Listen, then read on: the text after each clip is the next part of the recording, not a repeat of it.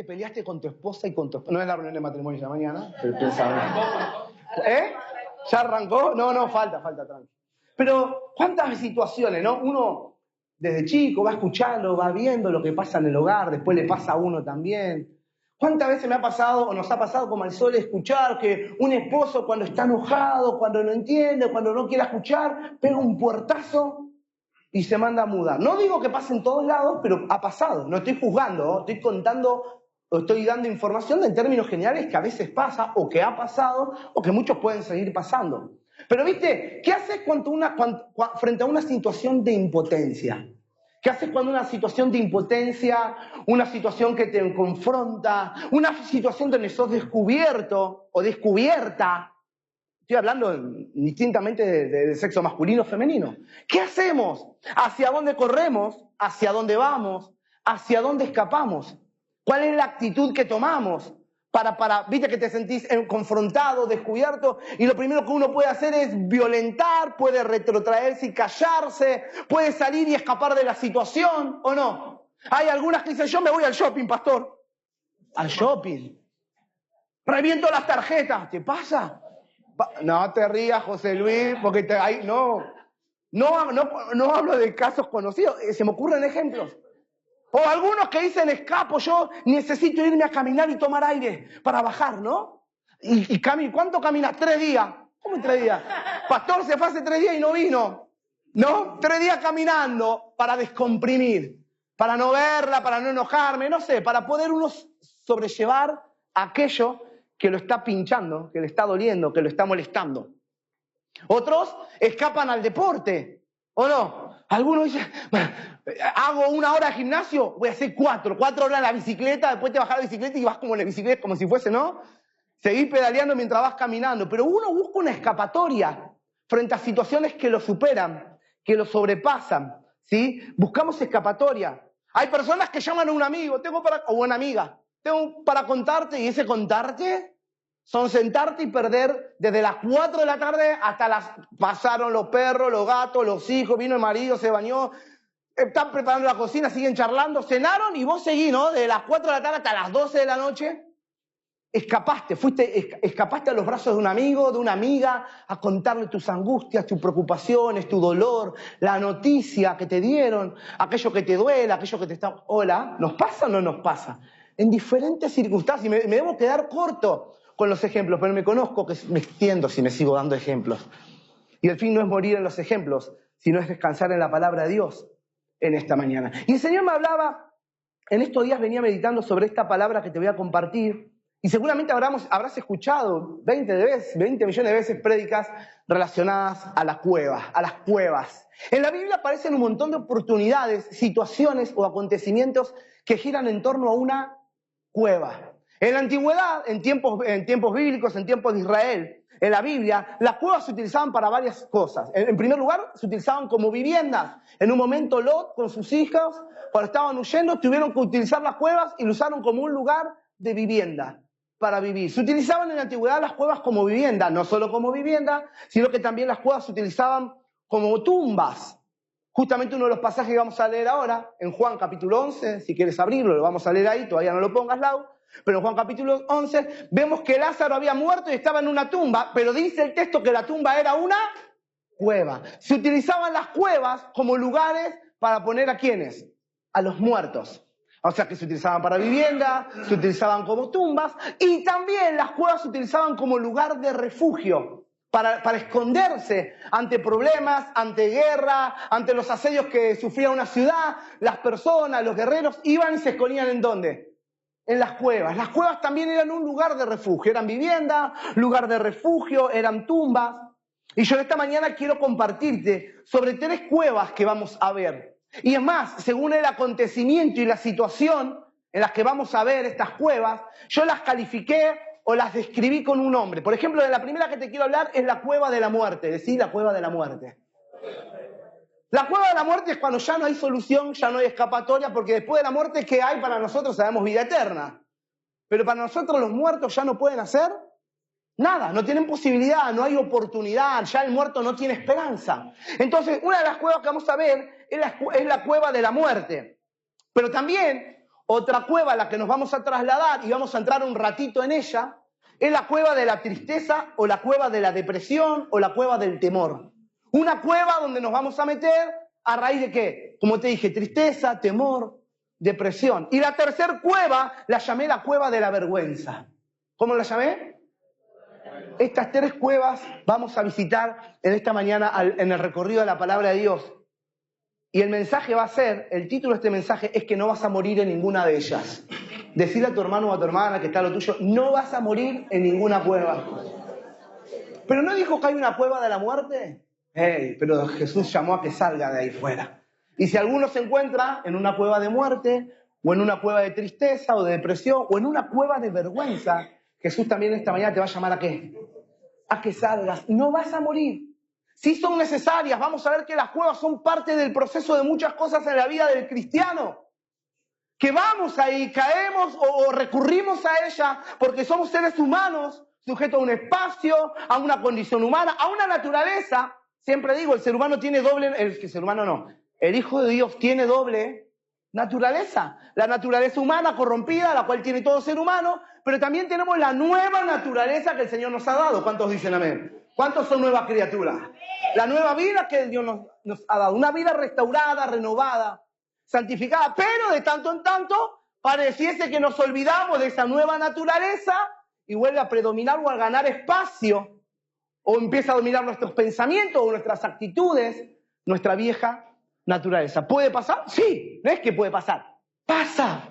Luchamos, alternamos, no deberíamos alternar. No, siempre digo, la realidad sería que deberíamos permanecer y vivir y caminar bajo esa nueva naturaleza que Cristo nos ha dado, que el Espíritu Santo forjó en nosotros.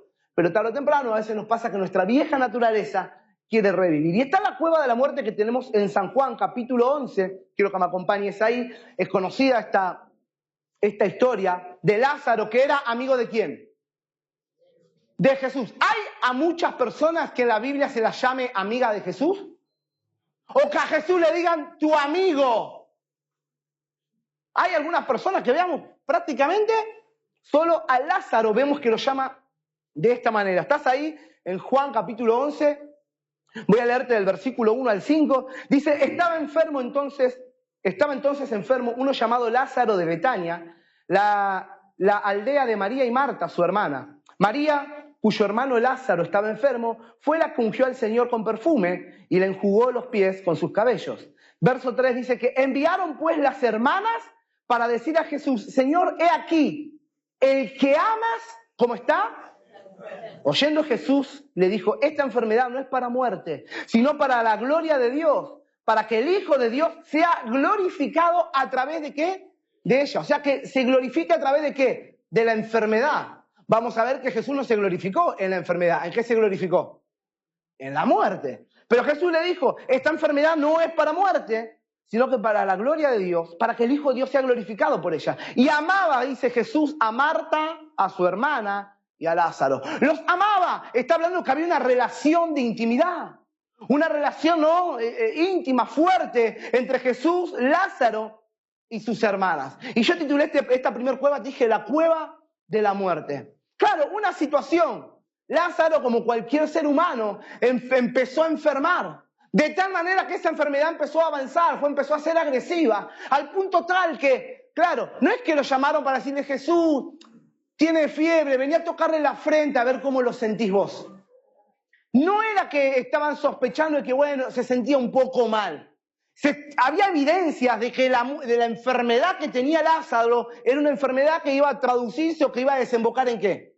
En la muerte. Hay versiones que dicen que estaba gravemente enfermo. Y esto es lo que le mandan a Jesús. Vení porque tu amigo está gravemente enfermo. Y claro, alguno pensará, bueno, cuando llamamos a los amigos, a los familiares, cuando una persona está en una situación así, ¿para qué lo llamamos? ¿Para qué? Para despedirnos. Alguno habrá pensado, bueno, María y Marta lo están llamando para que se despida. Pero no, vemos que no era la intención. No era lo que había en su corazón. No es lo que conocían de Jesús. Y no es lo que esperaban de Jesús. No esperaban que Jesús venga a despedirse. A decirle, bueno, Lázaro, fuiste un buen siervo. Mi padre te va a recibir. No, ¿qué esperaban María y Marta? Lo que vemos ahora en la lectura más adelante. Esperaban un milagro. Es más, Marta y después María, las dos en diferentes contextos, le dicen, si vos hubieses estado acá, esto no hubiese pasado. ¿No? Entonces, al que amas está enfermo. Y qué importante pensaba cuando preparaba este mensaje para esta mañana, qué importante saber que a pesar de que seamos amados por Jesús, hola, escuchá, vos y yo somos amados igual que Lázaro, igual que María, igual que Marta. Y a veces pensamos que porque Jesús nos ama, como todo padre terrenal no quisiera que a sus hijos les pase. Hola, ¿te pasa que como papá queremos proteger, dar seguridad? No pasa. Y como pensamos que no queremos que le pase nada malo, nada que lo afecte emocional y obviamente mucho menos físicamente. Y a veces pensamos que Dios como nuestro Padre, Jesús como nuestro Salvador, y la Biblia nos dice que nos ama, pensamos que porque nos ama nunca nos va a pasar nada. Aquello que no esperamos que llegue, pensamos que nunca va a llegar y de repente como Lázaro, un día enfermas. Un día te dolés, un día te lastimás. Porque claro, acá la situación de Lázaro era una enfermedad que desembocó en una muerte. ¿No? Por eso le llamé la tumba de la muerte. Pero ¿cuántas situaciones en tu vida y en mi vida? Y ahora lo saco de contexto. Situaciones que vos y yo vivimos, que tal vez no son enfermedad de muerte, pero sí son situaciones que vivimos, relacionales, emocionales, problemas por los que atravesamos, de tal manera que nos afectan y nos sentimos como en esa tumba. ¿En una tumba de qué? De muerte. Y a veces pensamos que Jesús nos va a dar la respuesta, que Jesús nos va a dar la salida, que Jesús cuando lo llamemos nos va a decir, bueno, hace esto y esto, y de repente pasa como pasó con Lázaro. ¿Hubo respuesta inmediata? No hubo respuesta inmediata. Le llegó la información a Jesús, aunque Jesús era su amigo. Hay algunos que dicen, bueno, sabemos que Jesús es profeta, sabemos que Jesús discernía, dice, el pensamiento y el corazón de las personas que lo estaban escuchando. Cuando Jesús predicaba y les hablaba, dice que Jesús sabía lo que había en qué, en sus corazones. Entonces muchos preguntan, ¿y no es que Jesús sabía lo que iba a pasar con Lázaro? Si era su amigo, si lo amaba, ¿por qué no le dijo, Lázaro, mirá, te va a pasar esto? Vas a morir, te vas a enfermar, te vas a morir, pero vas a confiar que yo voy a hacer un milagro. Qué lindo cuando tenemos esos amigos que nos pueden dar esa información que a veces queremos recibir, ¿no? Pero aparentemente no es lo que pasa acá. ¿Sabría Jesús lo que pasaría con Lázaro? Puede que sepa, como puede que no. Algunos dirán, bueno, pero era Dios hecho hombre, tiene conocimiento de lo que puede pasar mañana, un montón de cosas. Pero acá no vemos que lo alerte a Lázaro sobre lo que le iba a pasar, pero sí permitió que Lázaro pasara por esa situación, pasara por esa enfermedad. El hecho de que estemos atravesando procesos difíciles, dolorosos, no quiere decir que no seamos amados por Dios. Que Lázaro atravesara por esa enfermedad y sus hermanas mandaron a avisar a Jesús, mandaron a buscarlo, y que Jesús no haya venido inmediatamente como ellas quisieron, no quiere decir que Jesús haya dejado de ¿qué? De amar a Lázaro. Y qué importante es en esta mañana pensar esto en esta mañana para nuestras vidas, ¿no? Que no vamos a morir en ninguna cueva, aunque a veces nosotros queremos que Jesús llegue, responda a nuestra situación, nuestra necesidad, nuestro dolor, nuestra enfermedad, de la manera que nosotros queremos, en los tiempos que nosotros queremos. Sin embargo, Jesús no llegó en el momento que ellas querían, pero como diría alguien humanamente, tarde o temprano, llegó. Tarde o temprano para nosotros, pero nunca tarde o temprano para los tiempos de Dios. Me encanta porque hay una expresión que Jesús utiliza en el verso 4 donde dice, esta enfermedad no es para muerte, sino para que para gloria de Dios, para que el Hijo de Dios, sea glorificado por ella. Y pensaba en esta situación, ¿no? Acá es una enfermedad que provoca la muerte de Lázaro. ¿Cuántas situaciones que nosotros vivimos en nuestra vida? Enfermedades, siempre me explicás, decir, situaciones que atravesamos por desidia nuestra, puede ser, por desidia nuestra, por malas decisiones nuestras, o aún situaciones que nos tocan vivir indistintamente que la hayamos provocado o no. Ahora, qué importante es ver en la vida de Lázaro, de sus hermanas y en las otras cuevas que vamos a ver, que Dios quiere glorificarse en la vida de sus hijos. ¿Cuántos dicen amén? A mí me encanta cuando hay gente que viene y me dice, che, yo la verdad es que esta persona, lo vi que iba a la iglesia, pero bueno, como todos, van a la iglesia. Pero después cuando en el tiempo empiezan a dar gloria a Dios, o empiezan a dar evidencias con sus palabras, con su testimonio, de que ven una vida como transformada. Cuando una vida es cambiada, es transformada, el que toma deja de tomar, el que engañaba deja de engañar. Hola. Y ves una vida cambiada, ¿qué es lo que pasa con la gente que te rodea y que te conoce? Algunos pueden ser que te critique, pero hay muchos que conocen tu vieja vida y dicen, verdaderamente, cambió, está diferente. Algunos piensan, no, la iglesia, ¿viste? La iglesia lo cambió. Y empezamos, a ver, mandalo o mandala, a ver si vaya y lo cambian. Y piensan que la iglesia cambia a alguien, pero ¿quién nos cambia? ¿Quién nos transforma? ¿Quién nos perdona? ¿Quién nos renueva? El Señor, su palabra, Jesucristo. Y esto le da gloria a Dios. Cuando nuestras situaciones que atravesamos, como te dije hace un rato, a veces merecidamente, por nuestro desidio, por nuestra negligencia, o a veces nada que ver. Pero qué lindo es cuando podemos ver a alguien que se quebranta, que se humilla, que se rompe delante de Dios y ver el favor de Dios y ver a Dios obrar, porque eso le da gloria ¿a quién? A Dios. Cuando una vida es transformada, cuando una vida es cambiada, cuando el carácter de una persona es cambiada. Ahora, porque claro, hablamos de una vida cambiada, bueno, muchas cosas que eran pecado hemos dejado, hemos abandonado. Dios nos ha dado discernimiento, pero ¿cuántas cosas que Dios tiene que seguir cambiando en los creyentes, en los hombres y las mujeres que tienen puesta la fe en Él? En su carácter, en su orgullo, en su soberbia. En muchas cosas que nosotros necesitamos dejar que Dios nos cambie. Y qué lindo cuando uno puede ver, wow, cómo esta persona intenta o Dios la está cambiando.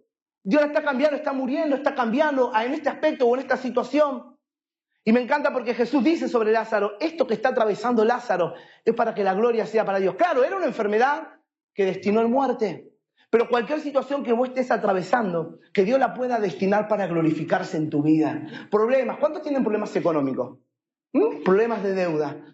Oh, sí, pastor, saqué, hice esto, tal vez no fui inteligente, tal vez me excedí. Bueno, volvernos a la fuente, volvernos al camino, arrepentirnos, buscar la dirección de Dios y que podamos verdaderamente decir, yo tenía este problema, la verdad me había endeudado de esta manera, pero clamé a Dios, a veces decimos, Dios tuvo misericordia de mí, Dios tiene misericordia de nosotros y que todo eso que atravesás sea para que pueda dársele la gloria siempre a Dios. Vidas cambiadas, matrimonios transformados, hogares controlados por el Espíritu Santo, por la palabra de Dios.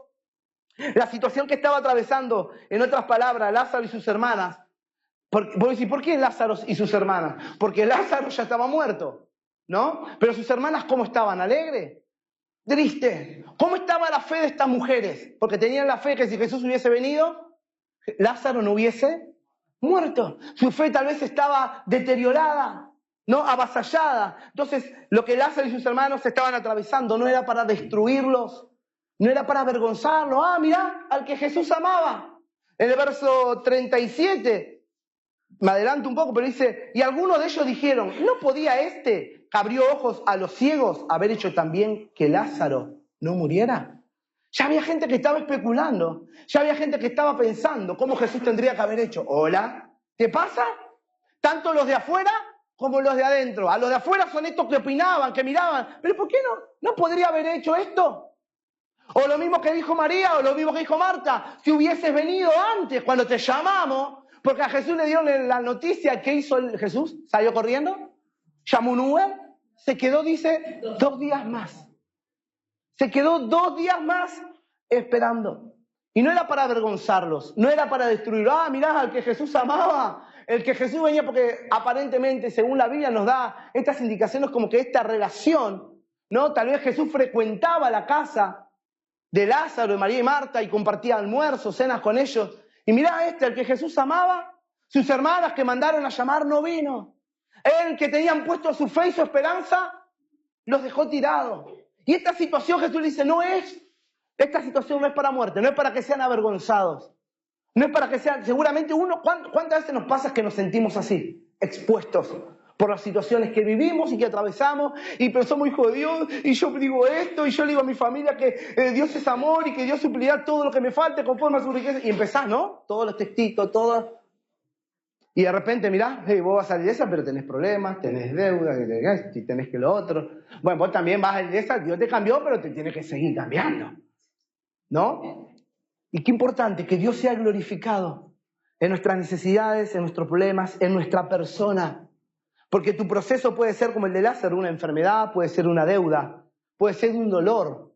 Tu proceso puede ser una situación matrimonial, un área de tu persona o de tu carácter. Pero es necesario que sepas que si dejamos a Jesús que se acerque, como pasó con Lázaro, porque Jesús se acercó. Si dejamos que Jesús se acerque y que trabaje en nosotros, ¿sí?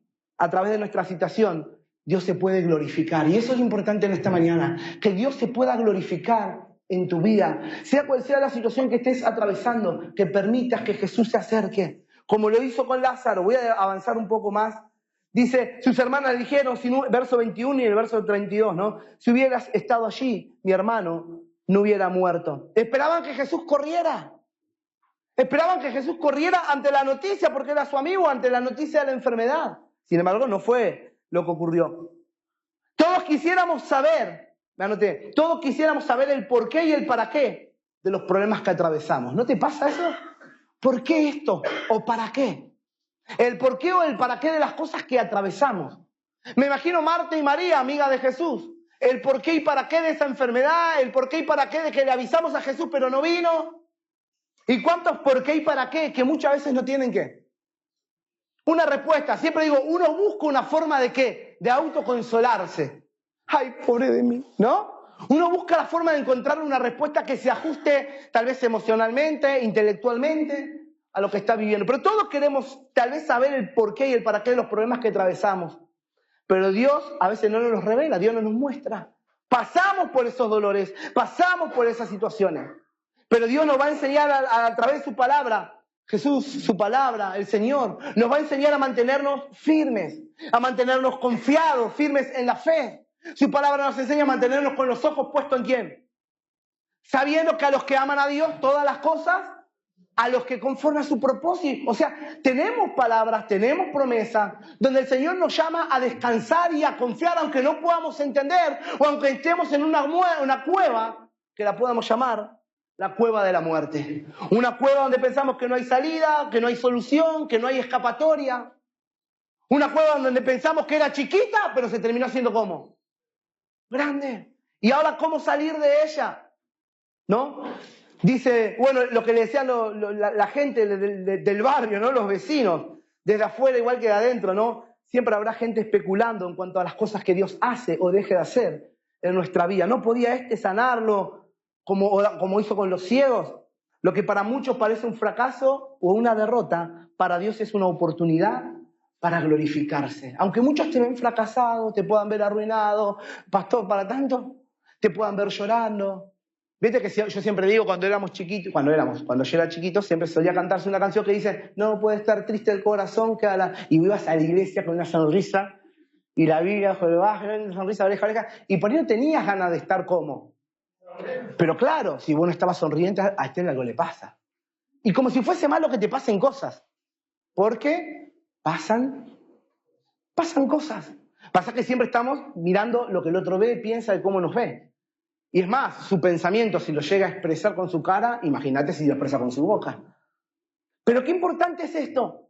Para muchos, verte a veces triste, verte en una situación, verte de una forma, hasta puede generar una condena.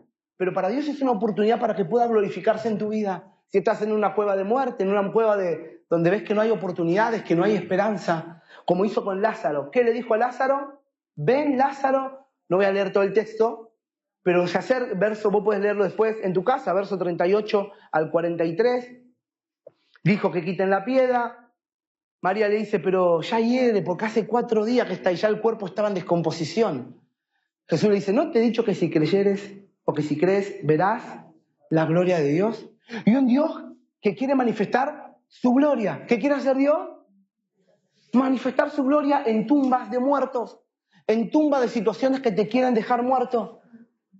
Y le dijo a Lázaro, ven Lázaro, sal fuera. Jesús siempre nos va a llamar a salir fuera de la cueva. ¿Para qué? Para favorecernos. ¿Qué quiere hacer Jesús? Favorecernos con su gracia, con su perdón, con su misericordia, con un milagro, con su poder. Ahora, esta es la cueva de la muerte. La segunda cueva que te quiero compartir es la cueva de la tristeza, la cueva de la depresión, la cueva del temor, de la angustia. En Primera de Reyes, capítulo 19, Primera de Reyes 19, verso 3 y 4. Esta es la situación del profeta Elías, luego de matar a los profetas de Baal, luego de ver la gloria de Dios, luego de caminar en la gloria, en la nube, en la presencia de Dios. Dice que Acab le contó a Jezabel, le contó lo que hizo el profeta Elías, que mató a los profetas, ¿no? Y allí Jezabel enfurecida dice, no, que los dioses me hagan de esta manera si yo mañana a esta misma hora no hago con él lo mismo. ¿Y qué dice la Biblia? ¿Qué le ocurrió a Elías? Le agarró temor. Versículo 3 del capítulo 19, primero de Reyes, dice, viendo pues el peligro, se levantó y se fue para salvar su vida, y vino a Berseba, que está en Judá, y dejó allí a su criado. Versículo 4, y él se fue, dejó al criado, y él se fue por el desierto un día de camino, y vino y se sentó debajo de un enebro. ¿Y qué deseaba? Deseando morirse, dijo, basta ya, oh Jehová, quítame la vida, pues no soy mejor que mis padres. Versículo 9, y allí se metió ¿en dónde? En una cueva donde pasó la noche, y vino la palabra de Jehová, el cual le dijo, ¿qué haces aquí, Elías? Tres cosas que rescataban estos versículos. El primer versículo dice, viendo pues el peligro. Vio el peligro, vio que las palabras de amenaza de Jezabel no eran solamente un deseo, un sueño, sino que era algo que Jezabel lo iba a hacer. Y viendo el peligro, ¿cuántas veces nos pasa a nosotros? Situaciones que atravesamos, que nos superan, como le pasó a Elías, que nos superan emocionalmente. ¿Te pasa que hay situaciones que te superan emocionalmente? Y ves el peligro de que si hablas, puedes hablar de más. Hola, o que si el otro... ¿Cuántas situaciones que nos superan emocionalmente? Y nos vemos avasallados por nuestros pensamientos, como Elías.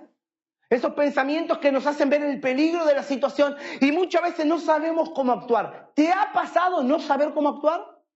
¿No saber qué hacer? Hola, no, algunas sí, algunos no. Nos pasa que hay momentos que no sabemos cómo actuar, qué hacer, qué decisión tomar. Elías ante el peligro tomó una decisión, dice, se levantó y huyó, se escapó. Y el verso 4 nos dice que fue por camino largo de un día, se sentó debajo de un enebro deseando morirse. Esta expresión deseando morirse, ¿cuándo una persona puede desear morirse? O como la cueva de la muerte, acá no era una cueva de la muerte, pero era una cueva de tristeza, de depresión. ¿Cómo estaba Elías? Angustiado. Y alguno puede decir, yo te pregunto, ¿y qué le pasó a Elías para estar angustiado? Solamente le dio poder, le dio identidad a algo que iban a hacer con él. Le dio identidad, le dio poder, le dio lugar, y eso hizo lugar y espacio ¿en dónde? En su mente y en su corazón. Porque eso le dio esta decisión de que vio el peligro y salió huyendo y escapando y deseaba morirse. Claro, si para tanto, era Elías. Pero el profeta de fuego, un profeta de poder, un profeta de gloria. Y esto nos muestra la humanidad de Elías. Esto nos muestra que aunque Dios deposita su poder, aunque Dios se glorificó, porque hacía horas o hacía pequeños días, Dios se había glorificado a través de la vida ¿de quién? De Elías. Allí estaban todos los profetas cortándose, danzando, haciendo de todo y no pasó nada. Elías reparó el altar, oró y el fuego cayó y consumió. Elías, que había vivido, que había experimentado el poder, la gloria, el favor, la autoridad, el respaldo de Dios, ahora tenía temor. No solo tenía temor, que tenía miedo ¿de qué? De morirse. Y a veces pensamos, pero yo tengo tantos años cristiano, no puedo estar así, o no puedo pasar por esto. Elías había visto o experimentó lo que todos nosotros, ¿quiénes quisieran ser Elías? Y haber experimentado lo que Elías, que seas que Dios te haya usado en lugar de Elías, que hayas orado y fuego haya caído de esa manera, y el ministerio que tuvo este hombre de Dios. Sin embargo, ahí vemos su naturaleza humana, temor. La cueva de la tristeza, la cueva de la angustia. Estaba cansado, estaba angustiado, Elías estaba deprimido. Es más, antes de llegar a la cueva, que estaba deseando morirse, que se durmió debajo de ese enebro, dice que Dios le envió un ángel. Un ángel que lo despierte, un ángel que le da comida y dice, levántate porque todavía largo camino te espera. Y se guió caminando ahí durante 40 días hasta que llegó a la cueva donde Elías se metió. Y se metió en la cueva y dice, ¿qué haces aquí? Verso 9. Se metió en una cueva donde pasó la noche y vino palabra de Jehová, la cual le dijo, ¿qué haces aquí, Elías? Pensaba en esto. No hay lugar, no hay excusa, porque Elías le da la respuesta. He sentido un vivo celo por Jehová Dios. de los ejércitos, porque los hijos de Israel han dejado tu pacto, han derribado tus altares y han matado de espada a tus profetas, y solo yo he quedado. Entonces no lo sintió por Dios. ¿Por qué no sintió? Temor por él. Solo yo he quedado y me buscan para quitarme la vida. Claro, la excusa de Elías parece ser genuina, parece ser real. O sea, estoy escapando porque me van a querer, ¿qué? Matar a mí. Vi tu gloria, vi tu poder, lo hiciste, pero ahora vienen por mí. ¿Y qué nos pasa a nosotros, no? ¿Qué nos pasa que de una semana a la otra o de un día a otro podemos estar tan fuertes en oración, viviendo la presencia y la gloria de Dios, pero a veces hay una situación, una palabra, un pensamiento, algo que nos aconteció, que nos lleva como Elías a querer escapar, a querer escondernos, buscar una cueva de refugio, porque nos sentimos tristes, angustiados, y agarramos y somos masoquistas, nos pegamos, ¿no? Porque no creo en la palabra que Dios me dijo. ¿Por qué no confío si yo le dije que no le iba a fallar más? Y empezamos. Estamos en la cueva castigándonos, maltratándonos, golpeándonos. No hay lugar donde nos podamos escapar. No hay excusa que podamos poner delante de la mirada del Señor. Él sabe. Dios conoce, nuestros estados de ánimo. ¿Cuántos dicen amén? Dios conoce nuestros estados de ánimo, nuestras necesidades por los momentos que pasamos. Como pasó con Lázaro. La Biblia nos habla que Jesús nos ama. ¿Cuántos creen que Jesús los ama? Ahora, eso no quiere decir que no te permita pasar por procesos.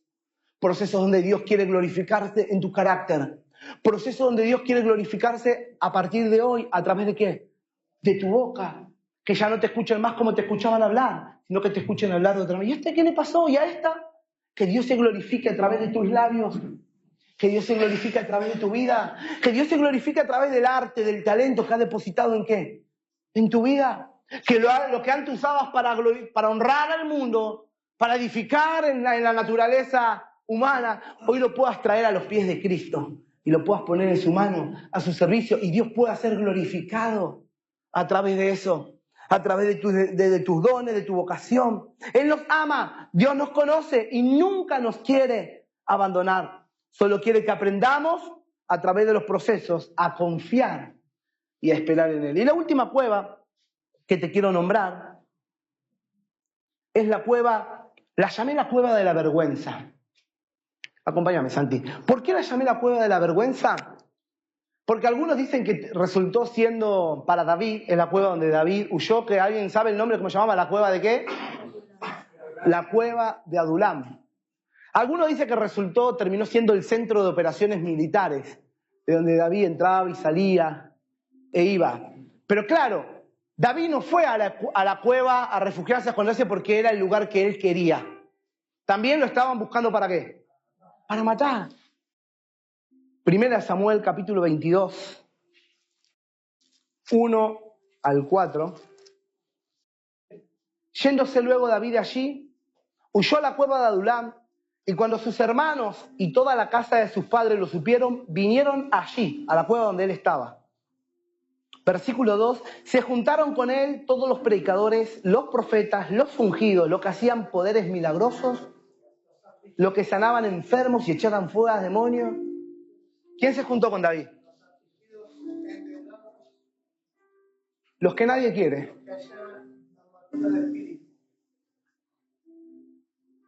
Siempre digo, cuando haces el pan y queso, pan, queso, pan, y tenés que elegir. ¿Empezás a elegir a los amargados de espíritu? ¿Empezás a elegir a los endeudados? Si tiene deuda, yo quiero gente que resuelva deudas. Gente amargada, no, yo quiero gente feliz, alegre. El primero de todo dice, los afligidos, no, afligidos, ya para afligidos estoy yo.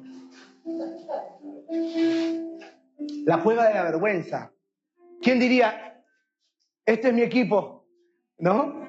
Este es mi equipo. ¿Cuál es esto? Los afligidos, los endeudados, los amargados de espíritu. Acá. Nadie. La cueva de la vergüenza. Claro, nosotros lo vemos así.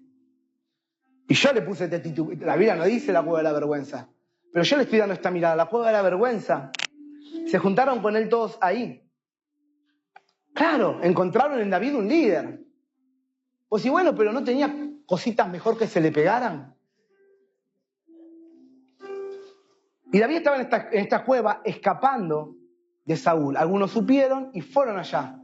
Es más, vos lees, verso 3, continúo, termino diciendo el verso 2, y tuvo consigo como 400 hombres. Verso 3 dice, y se fue David de allí, de la cueva, a Mizpa de Moab, y le dejó al rey de Moab, yo te ruego que mi padre y mi madre estén con vosotros. O sea que David los sacó de la cueva, a su mamá y a su papá, les dejo a mis padres, y que estén acá con vosotros. ¿Y qué dice el versículo 3?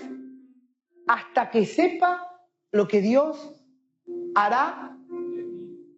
Viste que siempre pensaba, nada, David la tenía clara, tenía la brújula de Dios. David tenía el mapa donde Dios, lo que Dios iba a hacer. Acá lo está declarando David mismo. David no sabía qué. Era un hombre sin visión, si no sabe lo que Dios va a hacer. Era un hombre que tal vez estaba fallando en algo. ¿Qué le está pasando que no sabe? Como si lo ungió Samuel. Si Samuel derramó aceite sobre él, lo vieron sus padres, lo vieron sus hermanos. No solo eso, se presentó frente al campo a pelear ¿con quién? Nadie le pudo hacer frente. ¿Quién le hizo frente? Una historia media parecida con la de Elías. Tipos que hicieron cosas y ahora tenía que estar refugiándose en una cueva. Una cueva que yo la llamé la cueva de la vergüenza. Porque claro, no es que los que fueron con él eran los mejores gladiadores, los mejores guerreros. Se transformaron en eso. Hola.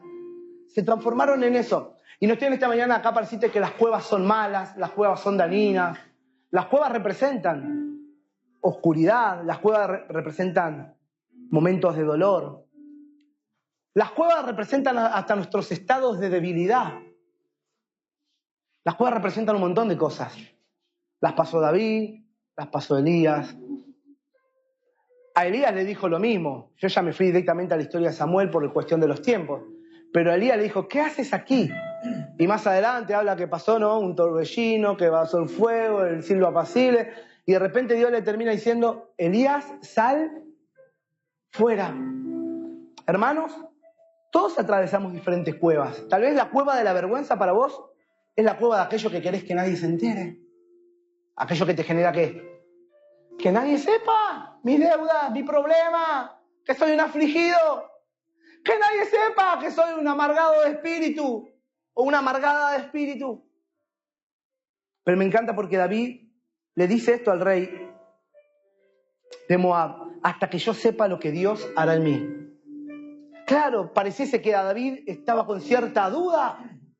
Sabía que se estaba cuidando, que se estaba cubriendo, sabía que no iba a levantar la mano contra el ungido, pero aún no tenía claro lo que Dios iba a hacer. Aún no tenía claro si Dios ya le entregaba el gobierno, el reinado, ¿no? Hay cosas que David todavía no sabía, o no las podía ver, o no las podía traducir. Pero allí estaba en la cueva. Las tres cuevas, iglesia, quiero invitarte a que te pongas de pie. La cueva de Lázaro y sus hermanas. Otra vez te repito, las hermanas no estaban dentro de la cueva, pero sufrían, sentían el dolor de esa cueva porque son las que mandan a llamar a Jesús. Son las que de alguna manera le reprochan, ¿dónde estabas? Si hubieses estado acá cuando te llamamos, esto no hubiese pasado. Pensando en estas tres cuevas, las hermanas de Lázaro, pienso de esta manera, lo intentaron todo, ¿o no? Llamaron a Jesús, le avisaron, le dieron aviso. Es más, cuando se enteraron que Jesús estaba de camino y dijeron, está por tal lugar, dice que Marta ni siquiera esperó que Jesús llegara, que salió a su encuentro, salió a buscarlo. Y ahí Marta les pone y les expresa todo lo que hay en su corazón. Para ellas aparentemente Jesús llegó tarde, porque esperaba que Jesús llegara antes.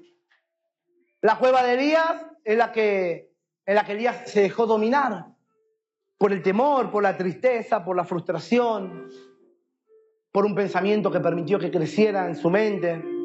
La cueva de David, en sus palabras, pareciese David no saber cuál es su destino. Porque en sus palabras David le dice, hasta que sepa lo que Dios hará. Y hoy es domingo, vos ni siquiera, a veces no sabemos ni lo que Dios va a hacer cuándo.